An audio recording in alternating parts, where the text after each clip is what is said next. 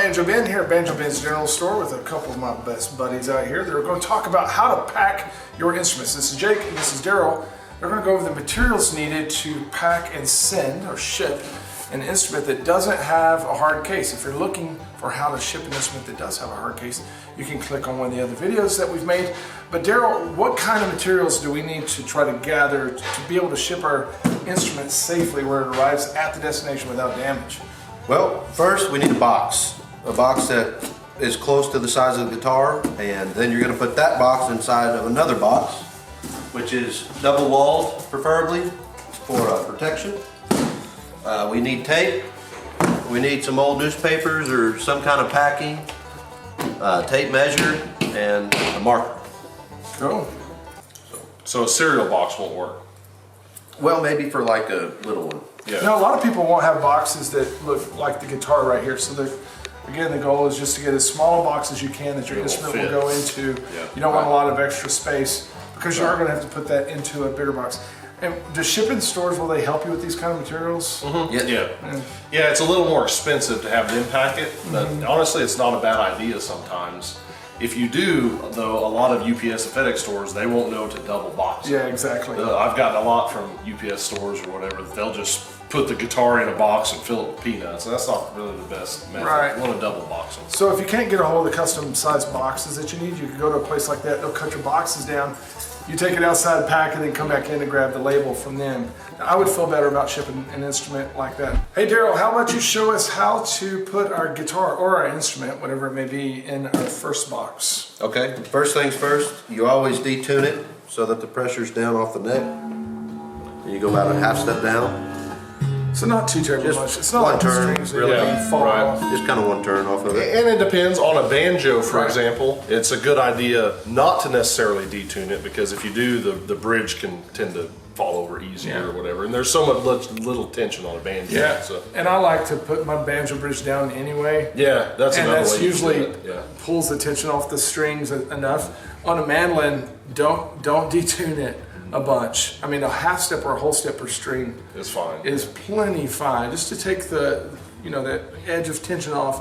But of course, with the mandolin, you have that floating mandolin bridge, and you don't want it to get moved a lot during shipping. Yeah. Okay, so next step. Next is we're going to cover it with some kind of something. This is just a little styrofoam bag that comes from the factory, but you can use t-shirts, hoodie, nothing with something that's really abrasive on it. Yeah, and the reason we do that is that the inner cardboard box is mildly abrasive. So if you don't put anything between the instrument's finish and the cardboard, as it jostles around in shipping, it can kind of haze the finish up slightly. Gotcha. Okay, so you might be able to find something like this at a store, or like you said, newspaper is not abrasive. Yeah, you can even just line the box with that. Yeah, up around the sides. Yeah, it's less abrasive than the cardboard. And even the cardboard, it's not bad. It's an extra precaution. Yep. It's worth taking. Yep. Okay, so once it's in the box, you wouldn't want it to jiggle around and have a lot of room there. This one has a neck brace built into the box that people at home probably won't have, though they could build that. It's not it's just a build. strip of cardboard. But even that's not sufficient alone. Right. Like, so if you don't have that, you can do what Daryl's about to show you with the newspaper. Okay. The whole idea is to eliminate travel. In case it drops, nothing can move. So And I this- just take these old papers and wad them up, stick them under there. Now see that's not enough. You have to be able to push it down. So I usually use at least two. And what you want is just a little bit of a firm push, and you wrap it around the top. Like a springiness. Yeah, you want it to where if it moves, it's gonna be protected. Yeah. Yep. Because what a lot of people overlook, and this is true even if you're shipping in a case to do the same thing, but an instrument, even if it's packed really well inside a box, if it's not also packed well inside a case, if that box falls over on the truck during shipping or something, if there's empty space in the case, that inertia can make the headstock snap. Yeah, and most of your $100, $200 cases have too much room built into them. Yeah. You've got to get into your higher grade travel cases that are really going to fit that instrument snug. Yeah. Yeah, that's a little better, but even that, even the most expensive cases could stand just a little bit extra if you're shipping them. Yeah, I had $1,000+ travel case that I broke a banjo neck in flying. Yeah. You know, from that very thing, it fell over and there was enough movement in there to snap that heel. So that's what we're trying to eliminate. Yep. Under the neck right here is pretty crucial. So just keep filling it so you can't fill it no more. You look like you've done that before.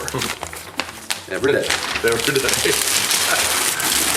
You know, I will say, one of the remarks while you're doing this, one of the remarks that we see over and over again from people that buy instruments from the general store is how well their instruments pack. Whenever y'all send me stuff, sometimes you ship me stuff to my home, and I'm like, man, great job. And I think that it's because most of the time people pack instruments, it's insufficient. It really is. I mean, they get lucky sending stuff, but there's a way to pack stuff, you know, where it'll probably get there, and then there's a way to pack it where you're really eliminating any chance for something to happen. Yeah. See how this box is kind of fading out a little bit? That's good for whenever we put the lid back on. But also this right here, see how there's nothing there.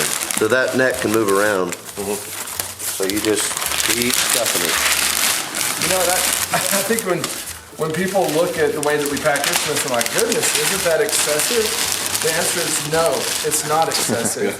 The way that you know, the way that you might think is okay to pack it is maybe not enough. Yeah. You know, so we just play it safe here. We're shipping these expensive instruments. We want them to arrive, you know, at your house in the same shape that they left the store in. Especially because it's not just damage to the instrument. What else are we guarding against when we shipping these things? Right? The setup that we went through all the trouble to do on these instruments, we don't want any of that adjusted as we can. Plus, the more material is temperature and insulation. Exactly. Yeah. And that's a good point. We'll get to that at the end on opening the instrument or instructions on how to open it when it gets there. Right. And now we're going to go just slightly over the neck. Yep. A little bit of cushion there.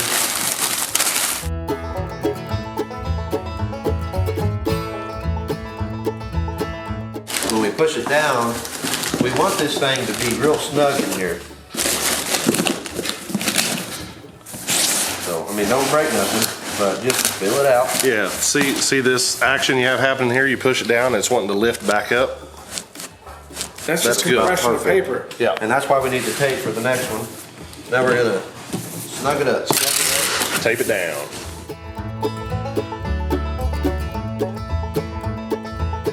So now we get our double walled box. What do we mean by double wall? Can we get a close up on that? Right there. So there's 2 layers of corrugation.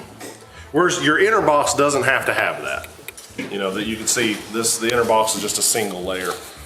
You see the edge of it over there. So. Okay, carry on. All right, now what I always do just for a little bit more protection, I just take a whole newspaper, pull it out, just to create a little bit of a floor.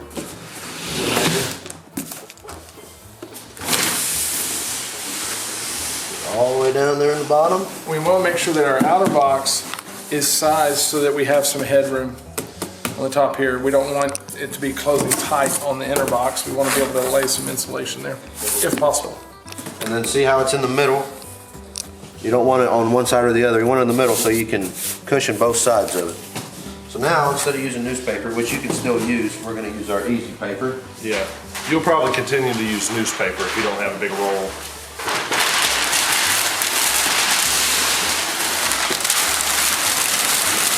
We're just doing the same thing now, just putting this box inside the oven. Yeah, same principle. We're just snugly taking up all the empty space in the box.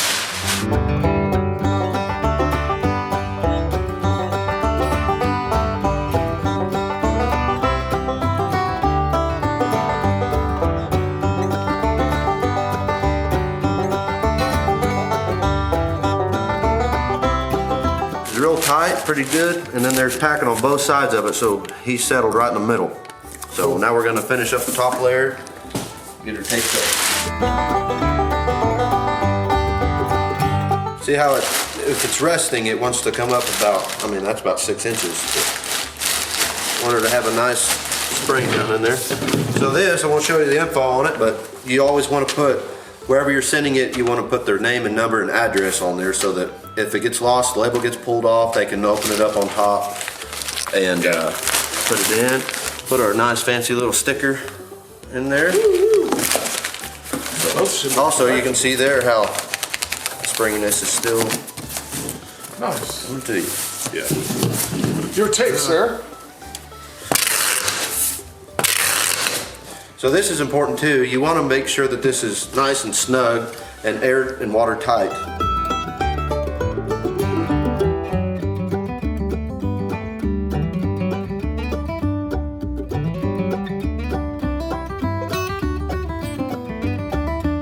Honestly, it doesn't matter shipping which way's up, but if they lose it, they know which way the label's going. That's the important thing. And when the receiver gets it, they can Just know which way to attack up this arrow thing. and right, fragile. Yeah. Right here. Even if you don't have any fancy stickers, an arrow and the word fragile is French. Fragile. Some people think that means throw. Yeah, throw. Your shipping label, does it matter? Does a shipping services have a preference of whether you put it on the big side or the top side? Not necessarily, no. We always put ours just on the top right corner. Top right corner, yeah. Okay. Doesn't matter though. But you would, at this point, measure it. They'll probably do this at the shipping department when you Yeah. take it in. But Yeah, most people would probably at this point take it to their local hub and they would create a Right. label for it. But Yeah. you can create a label online. You just need to know how much it weighs too. You have to know the weight and the dimensions, and then the cost of the label will actually be more so based on the dimensions than the weight. Okay. Because they go by dimensional weight Right. and not actual weight, and Yeah. the dimensional weight of a box this big is always going to be greater than the Yeah. actual weight. So roundabout, let's say that we're insuring this guitar for $1,500. We're shipping it somewhere normal in the U.S. About what can we expect to spend on shipping, something like that? I mean, it's not cheap. You know, Yeah. it's, the insurance has a big part of that. Insurance I mean, has a if big it's part of that. $1,000 versus $10,000, that's Oh, sure. $100 difference. Yeah, but I think you can probably expect to have close to $100. Yeah, for yeah. your shipping. yeah, about that. Yeah. Especially if you go to one of the custom services like your UPS stores and stuff. Yeah, and if you they're have marking it them, up. if you have them pack it, which sometimes isn't a bad idea to just have your UPS store pack it. I would advocate that you tell them to put it in an inner box first. That way, if it's something especially really valuable, if they pack it and insure it, they can't claim that it was inadequately packed on a claim or something. Yeah. So that's not bad. But so another good thing, so you've packed it, right? And you're sending it to whoever's getting it.